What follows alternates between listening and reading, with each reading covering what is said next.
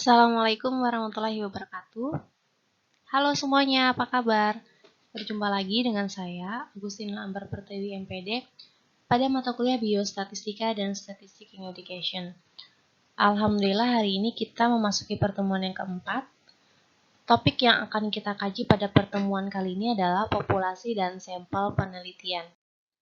Sebelum memulai perkuliahan, silakan untuk berdoa terlebih dahulu agar diberi kemudahan dalam memahami materi hari ini dan agar apa yang dipelajari hari ini dapat bermanfaat di kemudian hari. Dan jangan lupa untuk mengisi daftar hadir pada link daftar hadir yang tersedia di deskripsi grup WhatsApp.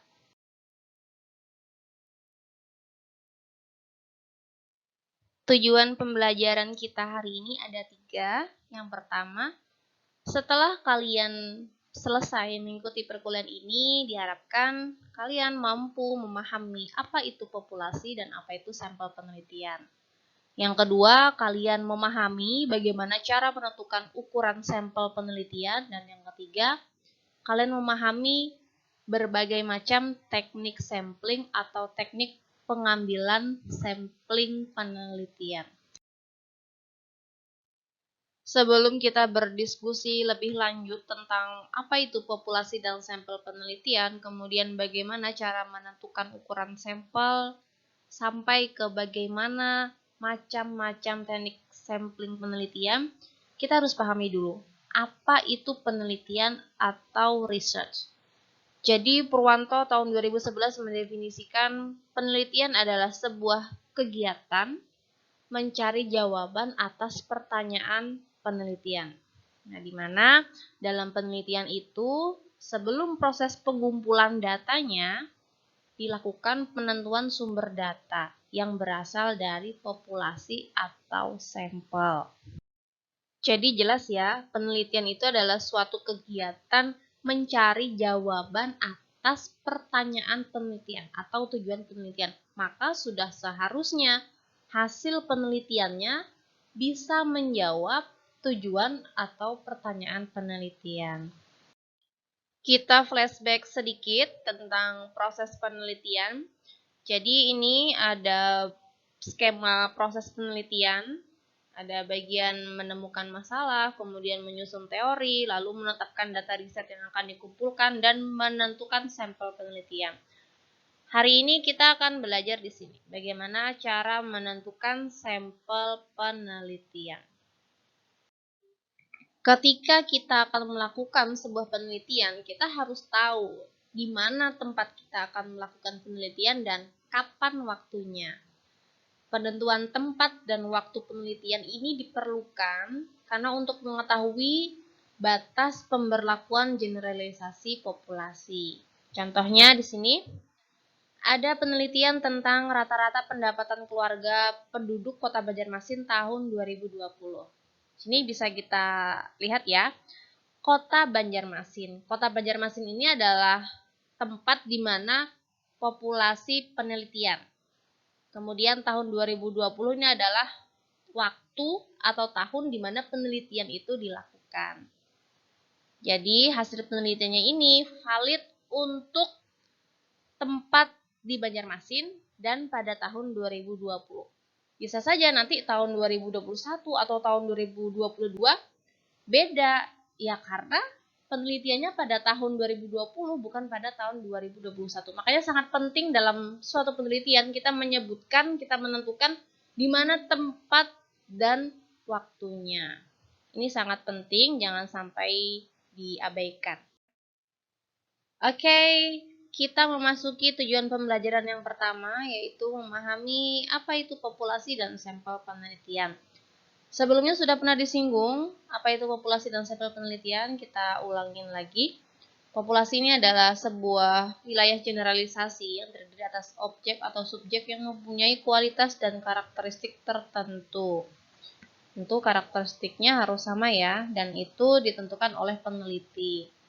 Kemudian kalau sampel ini bagian dari populasi. Bisa kita lihat di gambar atau ilustrasi di sini.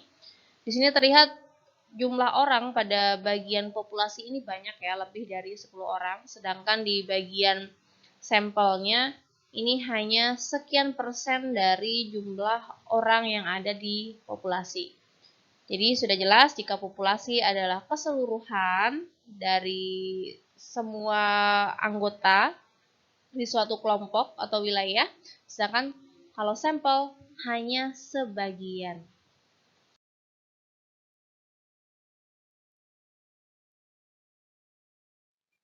Dalam penelitian, ketika kita memilih untuk menggunakan sampel dibandingkan populasi, jumlah sampel yang kita ambil, yang kita teliti ini diharapkan bisa mewakili 100% dari populasi yang ada. Atau kita bisa sebut sampel penelitian harus representatif. Maka semakin besar jumlah sampel mendekati populasi, maka peluang kesalahan generalisasi atau penarikan kesimpulannya semakin kecil. Dan sebaliknya, semakin kecil jumlah sampel menjauhi populasi, maka semakin besar pula kesalahan generalisasi atau penarikan kesimpulan secara umum. Contohnya begini, ketika kita ingin meneliti sikap mahasiswa, misalnya di jurusan Bahasa Inggris kelas A, angkatan 2019, kita menentukan populasinya. Kalau kelas A ini kalau tidak salah anggotanya ada 25 orang ya, berarti populasinya 25 orang. Kemudian kita ingin melihat bagaimana sih sikap mahasiswa TBI kelas A angkatan 2019 terhadap kepeduliannya pada lingkungan. Kita ambil sampel 5 orang dan ternyata dari 5 orang itu 3 dari 5 orang menunjukkan perilaku yang tidak peduli pada lingkungan, yang tidak ramah lingkungan. Kemudian kalian mengambil kesimpulan, menarik kesimpulan bahwa kelas TBI A angkatan 2019 ternyata berperilaku tidak peduli pada lingkungan. Hal ini dibuktikan dengan hasil penelitian bahwa dari jumlah sampel penelitian sebanyak 5 orang dari 25 orang, 3 orang menunjukkan perilaku yang tidak ramah lingkungan. Nah, itu tidak boleh ya. Kenapa? Karena 5 dibandingkan 25 orang itu kan jauh. 5 orang itu tidak mewakili 25 orang yang ada. Dalam artian, sampel penelitiannya tidak representatif, maka tidak bisa ditarik kesimpulan. Beda halnya jika jumlah sampelnya sebanyak 20 orang dari 25 orang.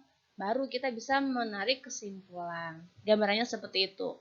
Nanti akan ada perhitungan bagaimana cara menentukan ukuran sampel penelitian agar representatif. Nah, sekarang pertanyaannya, mengapa perlu teknik sampling atau teknik pengambilan sampel? Ya, kalau jumlah populasinya kecil, sedikit, masih bisa dihitung pakai jari atau maksimal 50 orang, nggak apa-apa kita menggunakan sensus sampling atau sampling secara populasi. Kita nggak ngambil sebagian dari keseluruhan populasi. Tetapi bagaimana jika keseluruhan populasinya 1.000, 2.000, bahkan puluhan ribu? Yakin nggak mau ngambil sampel? Teknik pengambilan sampel ini nih diperlukan ya, karena berdasarkan pertimbangan ukuran populasi, kemudian kita juga perlu mempertimbangkan faktor biaya, lalu faktor waktu, dan lain-lainnya. Banyak sekali pertimbangan yang memungkinkan kita untuk memilih melakukan teknik sampling dibandingkan mengambil data penelitian dari keseluruhan populasi.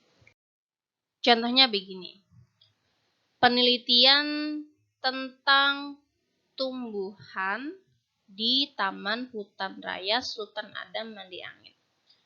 Sampel yang mau diambil adalah tumbuhan tingkat tinggi atau dispesifikasikan lagi jenis-jenis pepohonan atau tegakan.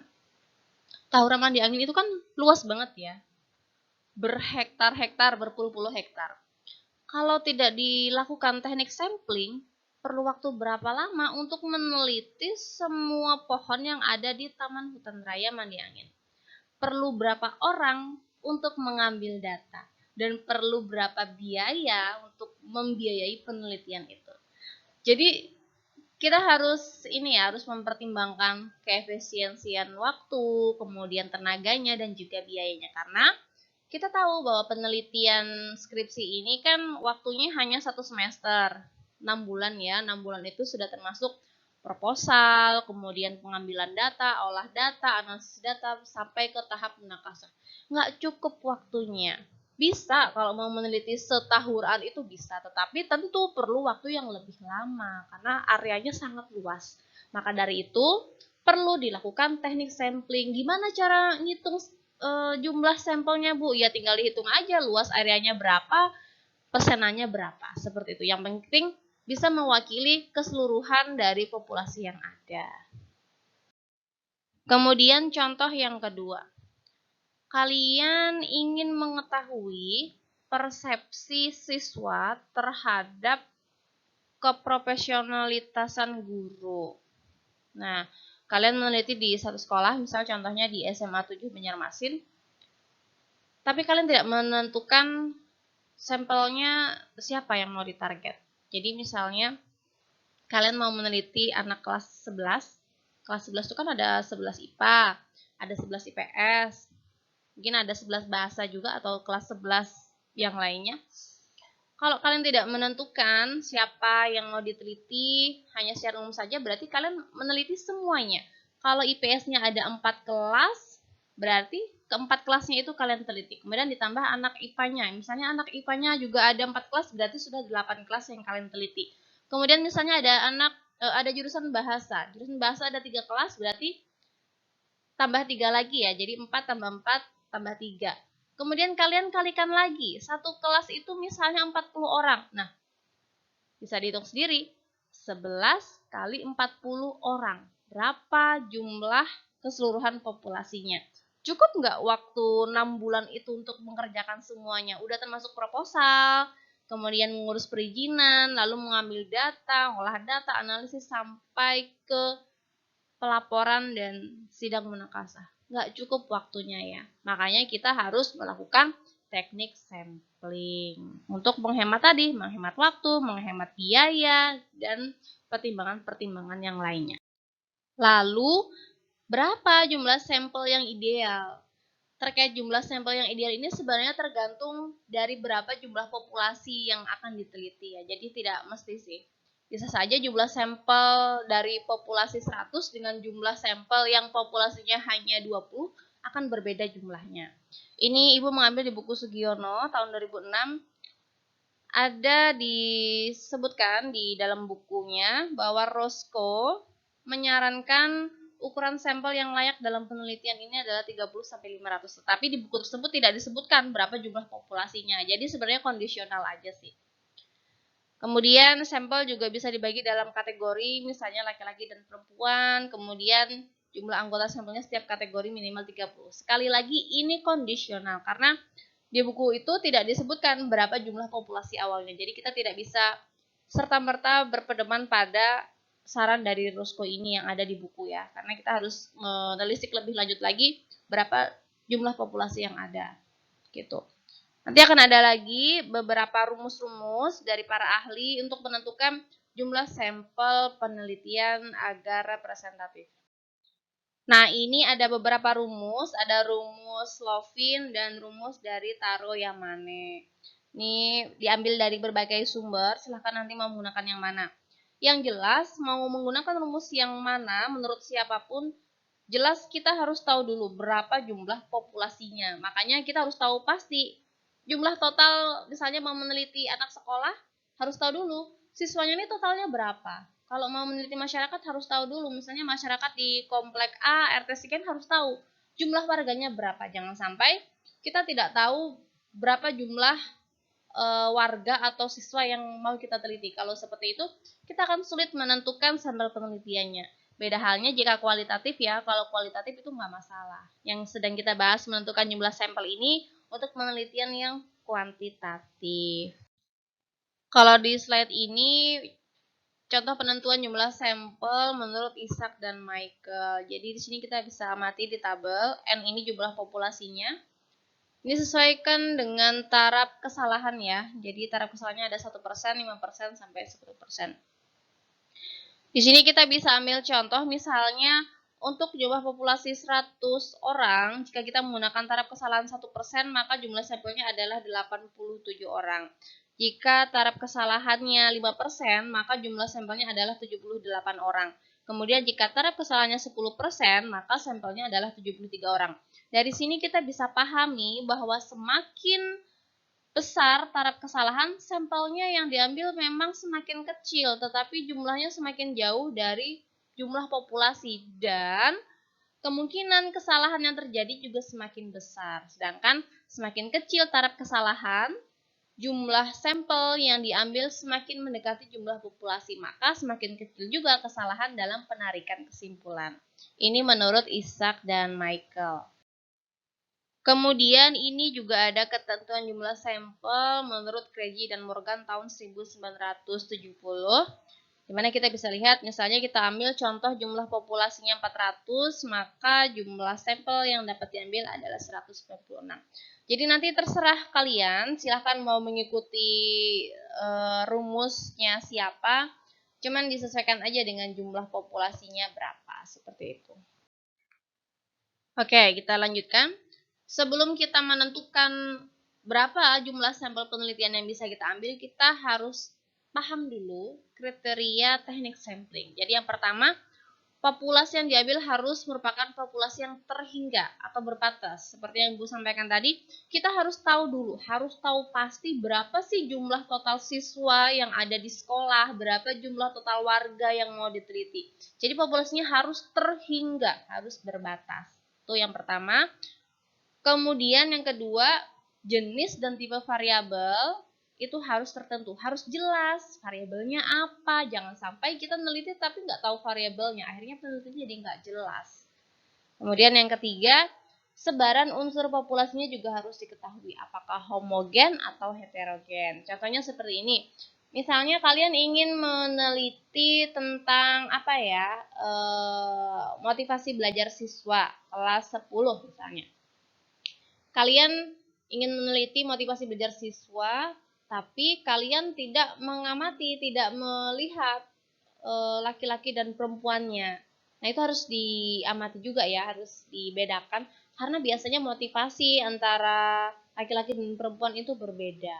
Kemudian misalnya mau melihat peningkatan hasil belajar, itu harus diamati juga, dicek di kelas itu kecerdasannya rata-ratanya sama atau tidak. Misalnya kan kalau di SMA biasanya kalau kelas A nilai rata-ratanya misalnya 90, kemudian yang kelas B 85 kan seperti itu. Jadi kan harus tahu dulu di kelas ini tingkat kecerdasannya homogen atau heterogen, karena itu bisa mempengaruhi hasil penelitian. Baik, kita memasuki tujuan pembelajaran yang kedua, yaitu memahami teknik sampling. Teknik sampling secara umum dibedakan menjadi dua, yaitu teknik sampling probability sampling dan teknik sampling yang non-probability sampling. Probability sampling ini teknik sampling yang random atau acak, sedangkan kalau non-probability sampling berarti tidak acak atau tidak random. Jenis-jenisnya bisa dicek ya. Ini berdasarkan literatur dari Sugiono. Nanti kalau kalian baca-baca mungkin ada selain ini, silakan saja. Untuk probability sampling ada 4. Yang pertama ada simple random sampling, kemudian ada proportionate stratified random sampling, kemudian ada disproportionate stratified random sampling, dan yang terakhir area atau cluster sampling. Kemudian untuk non-probability sampling ini ada 6. Yang pertama sampling sistematis, kemudian yang kedua sampling kuota, yang ketiga sampling insidental, yang keempat purposive sampling, yang kelima sampling jenuh, dan yang keenam snowball sampling. Semua ini bisa digunakan tergantung jenis penelitiannya. Jadi mungkin saja penelitian kualitatif dan kuantitatif menggunakan probability maupun non-probability sampling. Tetapi pada umumnya untuk jenis teknik sampling non-probability sampling yang snowball sampling, kemudian sampling insidental, ini lazim digunakan dalam penelitian kualitatif. Sementara dalam penelitian kuantitatif pada umumnya seperti yang sering saya jumpai di Fakultas Tarbiyah, Banyak yang menggunakan teknik sampling yang purposive sampling. Ini menarik ya, penggunaan teknik sampling yang purposive sampling atau penentuan sampling berdasarkan pertimbangan tertentu, berdasarkan pertimbangan peneliti. Banyak sekali yang memilih teknik sampling ini, akan tetapi disayangkan alasan peneliti menggunakan teknik ini masih banyak yang tidak rasional atau tidak bersifat ilmiah. Contohnya begini, ada seorang peneliti melakukan penelitian misalnya di SMA 1 Kandangan. Nah, ketika dibaca, dilihat di latar belakang, peneliti menuliskan bahwa alasan peneliti melakukan penelitian di SMA 1 Kandangan karena lokasi penelitian dekat dengan rumah peneliti. Kemudian ada dituliskan karena guru yang mengajar merupakan keluarga dari peneliti, atau guru yang mengajar peneliti pada saat sekolah. Seperti itu. Jadi alasan-alasan seperti itu tidak bisa menjadi dasar penggunaan teknik sampling yang purposive. Memang teknik purposive ini berdasarkan pertimbangan peneliti, tetapi yang bersifat ilmiah, bukan yang bersifat seperti tadi ya. Jadi bisa saja kita memilih di SMA 1 Kandangan dengan teknik sampling purposive. Kita jelaskan, kenapa sih kok kita harus milih SMA 1 Kandangan? Kenapa bukan SMA yang lain? Kan banyak tuh SMA, ada SMA 1 Banjarmasin, SMA 1 Rantau, Barabai, dan lain. Kenapa jadi harus di SMA 1 Kandangan? Kenapa? Seperti itu.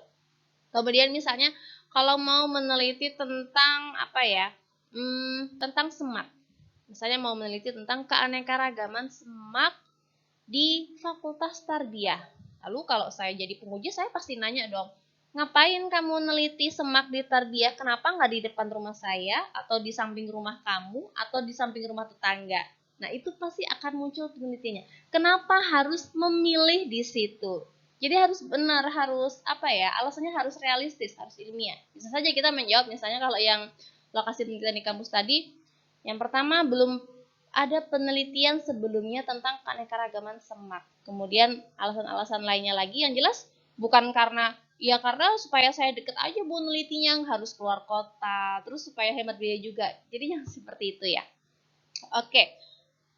Kemudian contoh yang pertama tadi, pemilihan sekolah di SMA 1 Kandangan. Kalian bisa mencari-cari alasannya kenapa jadi memilih di SMA 1 Kandangan. Misalnya berdasarkan data dari Dinas Pendidikan, SMA 1 Kandangan itu sekolahnya yang bagus, passing grade-nya tinggi, kemudian siswanya banyak yang berprestasi, lalu sarprasnya juga bagus. Makanya kalian ingin melihat bagaimana sih proses pembelajaran yang ada di sana, kemudian bagaimana dan lainnya. Jadi mencari alasan itu harus berdasarkan data, jangan karena dekat dengan rumah, karena kenal dengan orangnya, dan lain-lain.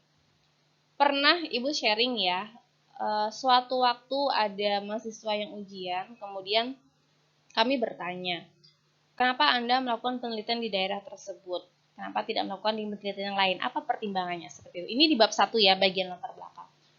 Kemudian si mahasiswa itu menjawab, kebelujuran Bu Ai, ulun pas ke rumah acil ulun, terus melihat ada sekolah, habis itu ulun meneliti. Jadi kan kami bingung ya, kok bisa penelitian tapi kebelujuran, kebetulan, kalau bahasanya kebetulan. Sementara yang namanya sebuah proses penelitian itu kan suatu tahapan yang sistematis. Kita harus melakukan survei pendahuluan, observasi awal, kemudian kita harus mengurus perizinan dulu ya ke pihak yang mau diteliti. Misalnya mau meneliti sekolah ya kita mengajukan perizinan ke sekolah, kalau mau di desa atau kampung ya izin ke kelurahannya kayak gitu. Nah, dia mengatakan seperti itu. Ya sudah, dari teknik samplingnya saja, dari pemilihan lokasi penelitinya saja udah salah ya, udah nggak bener ya. Dia purposive tapi alasannya sama sekali nggak realistis. Ya itulah salah satu cerita ya tentang penentuan teknik sampling yang tidak realistis. Kita boleh menggunakan purposive sampling karena memang kalau purposive itu membantu peneliti, membatasi peneliti, memudahkan peneliti. Cuman satu yang harus diingat, alasannya harus jelas dan harus ilmiah. Jangan karena dekat dengan rumah, dulu PPL di sana, ada kenalan, tidak boleh seperti itu. Oke, Ibu satu aja ya mencontohkan atau menjelaskan teknik sampling yang purposive sampling.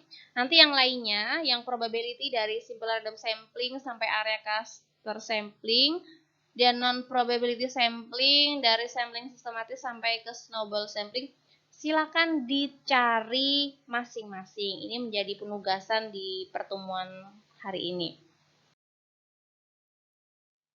Sama halnya dengan teknik sampling yang telah Ibu sampaikan di slide sebelumnya.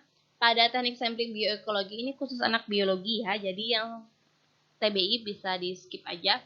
Untuk teknik sampling bioekologi ini juga sama, ada pengambilan sampel secara acak, kemudian secara kelompok, berstrata, bertujuan, dan juga cluster area. Jadi sama. Nanti bedanya di slide berikutnya.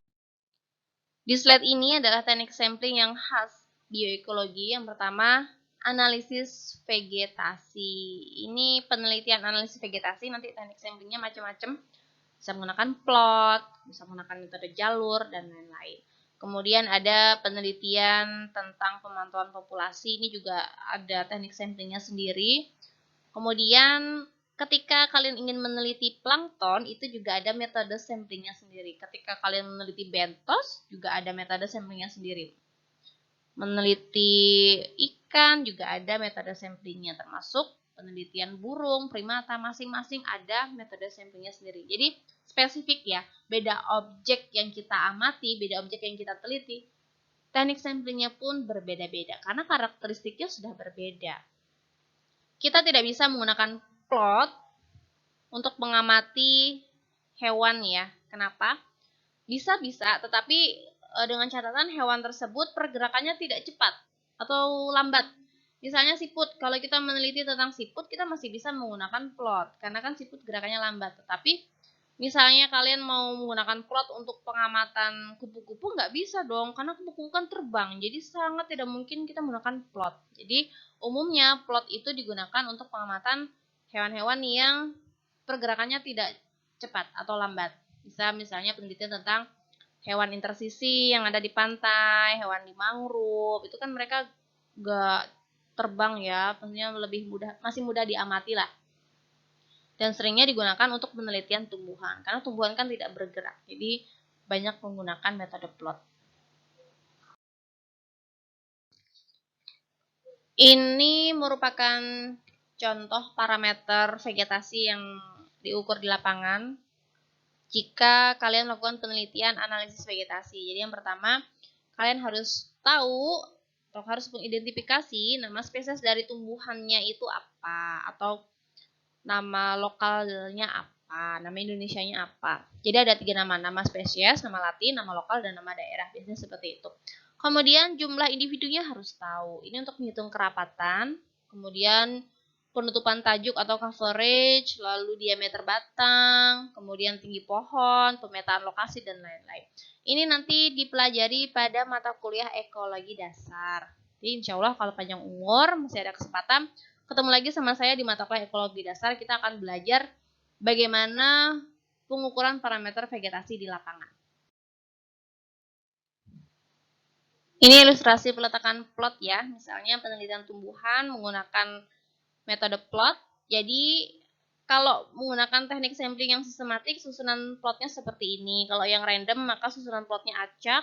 Dengan kalau stratified random sampling, berarti susunan plotnya dia sistematik, tetapi dia bertingkat. Seperti itu. Untuk metode pengambilan sampelnya, ada metode plot, metode jalur, metode garis berpetak, metode kombinasi, dan juga ada metode tanpa plot. Ini nanti semua akan dipelajari pada mata kuliah ekologi dasar. Ukuran plotnya pun harus tertentu ya. Ini menurut Barbour et al. Tahun 1987 dalam Wijana tahun 2014. Ukuran plotnya ini dibedakan menjadi 3, di mana ukuran plot berukuran 10 x 10 meter persegi ini untuk mengambil sampel berupa pohon, measure, kemudian plot berukuran 5 x 5 meter persegi ini untuk anak pohon atau sapling, dan plot berukuran 1 x 1 meter persegi untuk semai atau seedling. Kemudian Kusmana tahun 1997 dalam bukunya Indrianto tahun 2010 ini juga mengelompokkan plot menjadi berapa ini? Menjadi 4 ya, menjadi 4 ukuran. Yang pertama, plot ukuran 20 kali 20 meter persegi ini untuk pohon, kemudian 10 kali 10 meter persegi untuk tiang, lalu 5 kali 5 meter persegi untuk pancang, dan 1 kali 1 meter untuk semai dan tumbuhan bawah. Biasanya tumbuhan herba, jenis rumput-rumputan ini yang ukuran 1 kali 1 meter persegi. Jadi seperti ini, ketika menggunakan metode plot, ada banyak ukurannya, ketentuannya juga sudah ada. Nah, ini contoh sistem nest plot untuk menentukan area minimal. Ini digunakan pada metode relief. Jadi begini penampilan plotnya, skemanya harus seperti ini sesuai dengan luasan tertentu. Kalau ini ilustrasi peletakan plot atau kuadrat, tetapi menggunakan metode jalur. Beda ya dengan yang metode relief tadi. Kalau yang ini ilustrasi peletakan plot atau kuadrat dengan menggunakan metode garis berpetak, lebih ribet kelihatannya. Dan yang terakhir, ilustrasi peletakan plot atau kuadrat dengan menggunakan metode kombinasi. Jadi kombinasi dari metode sebelumnya. Nah, selain menggunakan metode plot, penelitian analisis vegetasi ini juga bisa menggunakan metode tanpa plot. Ada metode Bitterlich, kemudian metode titik kuadran atau point quarter method, dan juga ada line transect dan belt transect. Ini ilustrasi peletakan titik pada metode point quarter method. Sedangkan ini adalah ilustrasi penggunaan metode line transect atau transect garis. Ini juga lazim digunakan. Ibu penelitian waktu S1 menggunakan line transect. Nah, selanjutnya pengambilan dan pencacahan sampel plankton. Tahu plankton ya? Plankton itu ada yang hewani dan ada yang nabati. Tumbuhan maksud Ibu. Jadi kalau yang tumbuhan itu namanya fitoplankton. Terus kalau yang hewan itu namanya zooplankton. Kalau di film SpongeBob ada plankton itu dia yang zooplankton. Maka penelitiannya juga lumayan ribet sih. Yang jelas setelah kita ngambil data kita harus bermain-main dengan mikroskop untuk melihat planktonnya yang mana jenisnya. Nah, ini alat untuk mengambil sampel ketika kita ingin meneliti tentang plankton tadi, namanya plankton net. Jadi bentuknya seperti jaring, tapi bukan jaring biasa ya. Ini jaring yang dimodifikasi dan bahannya juga beda, bukan jaring seperti yang digunakan untuk menangkap ikan, bukan seperti itu. Jadi ini karakteristiknya udah spesial sih untuk jaringnya. Kemudian bentos. Tahu bentos? Bentos itu organisme yang ada di dasar perairan, baik hewan maupun tumbuhan, kemudian hidup di permukaan dasar ataupun di dasar perairan. Kalian kalau mau tahu bentos, misalnya kalian ada selokan, nah di selokan itu kalian ambil, tapi di bagian dasar kalian ambil pakai ember, kalian keruk kayak gitu, terus kalian angkat ke permukaan, lalu kalian akan menemukan berbagai macam hewan. Biasanya sih seperti ada haliling, kemudian seperti kerang-kerang, kemudian ada juga cacing-cacing. Nah itu mereka bentos ya. Bentos ini juga dibedakan ukurannya, ada mikro, ada meso, dan makro. Ternyata bentos ini sebagai indikator lingkungan. Apakah lingkungan itu tercemar ataupun tidak. Kita lihat di slide berikut. Nah, ini ya. Ini adalah bentos yang menjadi indikator perairan tercemar organik ringan. Jadi kalau kalian melihat di suatu perairan ada hewan-hewan ini, ada Canis, Ephemerella, kemudian ada Baitis, berarti perairannya itu tercemar organik ringan. Kemudian ada juga Simulium, Limnae, dan Tisa. Ini sebenarnya indikator perairan tercemar organik sedang ya. Ini salah ketik, harusnya tercemar organik sedang. Dan ini Sironomus dan Tubifex adalah bentos yang menjadi indikator bahwa perairan itu tercemar organik berat. Jadi gini, kalau kalian nih mainan selokan, terus kalian nemu ada cacing merah seperti ini, Wah, itu berarti indikator bahwa perairan atau selokan itu mengalami pencemaran organik kategori berat. Jadi hati-hati kalau di sebuah perairan kalian menemukan 2 hewan ini. Berarti perairannya sudah tercemar organik berat. Kemudian ini ada beberapa alat yang digunakan untuk pengambilan sampel bentos. Ada Ekman Grab, Ponar Grab, Petersen Grab, Van Veen Grab, dan Jala Surbur. Apa itu? Kita lihat bentuknya di slide sebelah. Nah, ini ya bentuknya. Ekman Grab seperti ini. Kemudian Petersen Grab, Van Veen Grab, Jala Surbur, dan Ponar Grab. Intinya mereka ini semua nanti dijatuhkan ke dasar perairan lalu digunakan untuk mengeruk apa yang ada di dasar. Nanti hasilnya itu tertampung di dalam lubang-lubang ini, di dalam kotak-kotak ini. Baru nanti setelah sampai di permukaan dibuka kemudian diidentifikasi jenisnya apa aja. Selanjutnya metode sampling burung. Ini Bu ambil dari bukunya Fahrul tahun 2012. Daftar pustakanya ada di RPS, nanti bisa dicek. Kar tahun 1976 menyatakan bahwa kekayaan spesies dan struktur komunitas burung berbeda dari suatu wilayah dengan wilayah yang lainnya. Karena ada banyak faktor yang mempengaruhi, diantaranya yang pertama, ukuran luas habitat, kedua, struktur dan keanekaragaman vegetasi atau tumbuhan, yang ketiga, tingkat kualitas habitatnya, apakah habitatnya terlindungi ataupun terancam, apakah masih bagus ataupun rusak, dan juga pengendali ekosistem. Maka dari itu perlu dilakukan sebuah penelitian burung, bisa inventarisasi atau keanekaragaman untuk melihat jenis-jenis burung apa aja sih yang ada di suatu area tertentu. Nah, ini ada beberapa peralatan yang diperlukan dalam pengamatan dan inventarisasi burung. Yang pertama, peta. Kita perlu peta untuk mengetahui dan mempermudah mengetahui titik atau lokasi pengamatan burung nanti. Kemudian ada teropong binokuler, lalu teropong telestar, buku panduan lapangan, alat tulis dan kamera, GPS, kompas, pencatat waktu, dan tape recorder. Ini gambaran kegiatan penelitian atau pengamatan burung, bird watching. Di bagian pojok kanan atasnya adalah buku panduan ya. Ini bukunya McKinnon tentang burung-burung. Kemudian yang bagian kanan bawah, mereka sedang melakukan pengamatan burung juga. Ada yang menggunakan teropong binokuler, ada yang menggunakan kamera tele. Ya, mereka semua mengamati burung. Susah sih penelitian burung ini karena kan mereka terbang, kemudian jaraknya kan juga jauh. Jadi sulit kalau hanya melihat dengan mata telanjang. Jadi kadang kalau penelitian burung itu kita juga harus mengenali suaranya. Kalau suaranya seperti ini berarti termasuk burung ini kayak gitu. Jadi agak sulit sih kalau menurut Ibu. Karena kurang hobi juga dengan burung, jadi kurang berminat. Lebih suka ke tumbuhan, karena kalau tumbuhan lebih nyaman ya.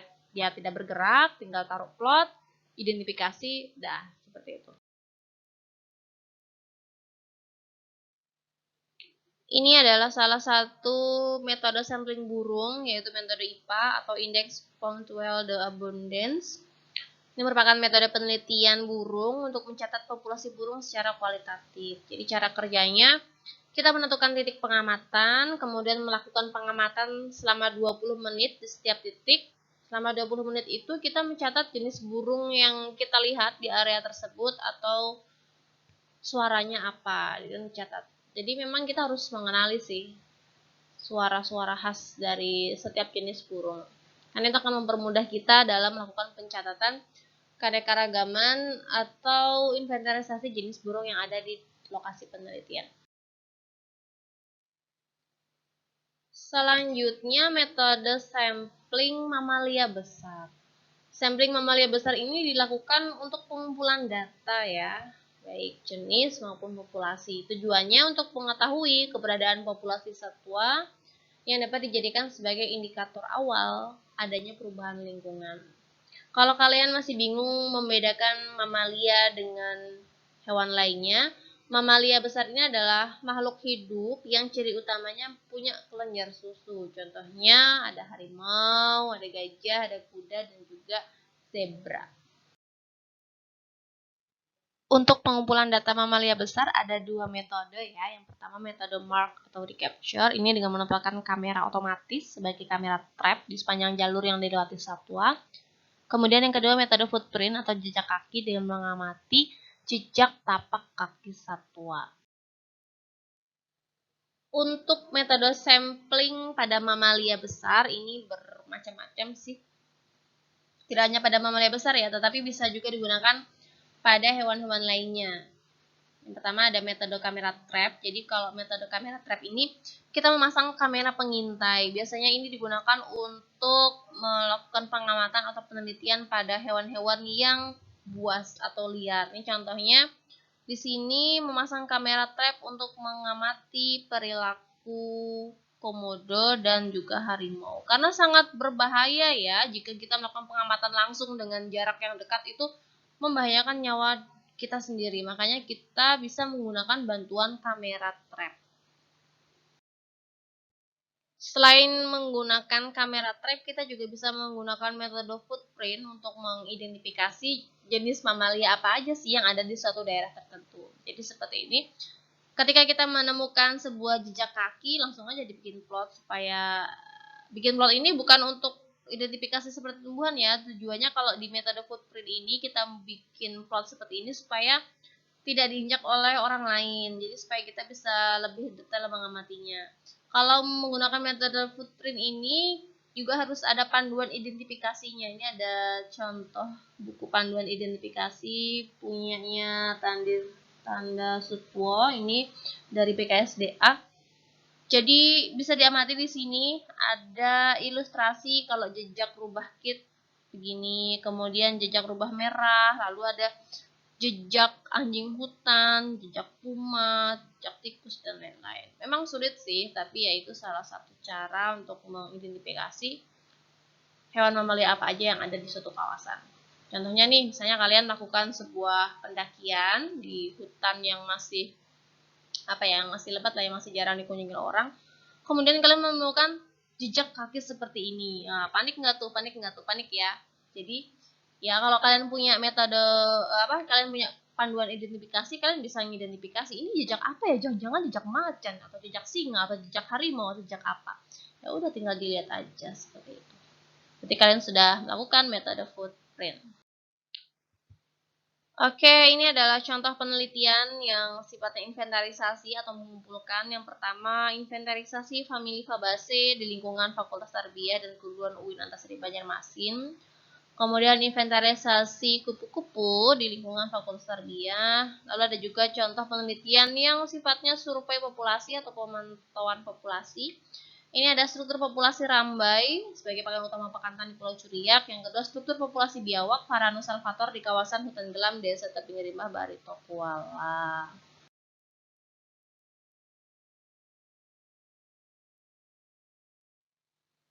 Oke, selanjutnya tugas individu. Tadi sudah sempat Ibu singgung ya, tugas individu pada materi ini adalah kalian silahkan mencari apa itu macam-macam teknik sampling, baik yang probability maupun yang non-probability. Kenapa jadi Ibu menugaskan?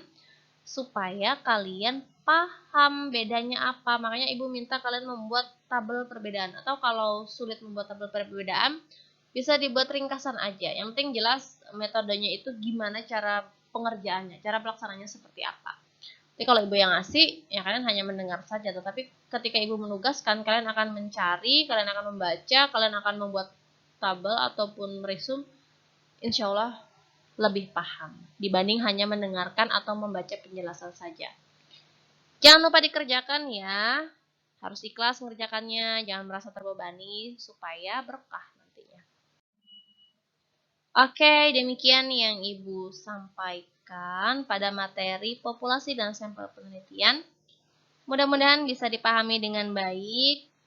Jika ada yang kurang jelas, silahkan ditanyakan baik diskusi di Google Classroom maupun di WhatsApp Group. Terima kasih untuk atensinya. Selamat melanjutkan aktivitas. Stay safe semuanya. See you next week. Wassalamualaikum warahmatullahi wabarakatuh.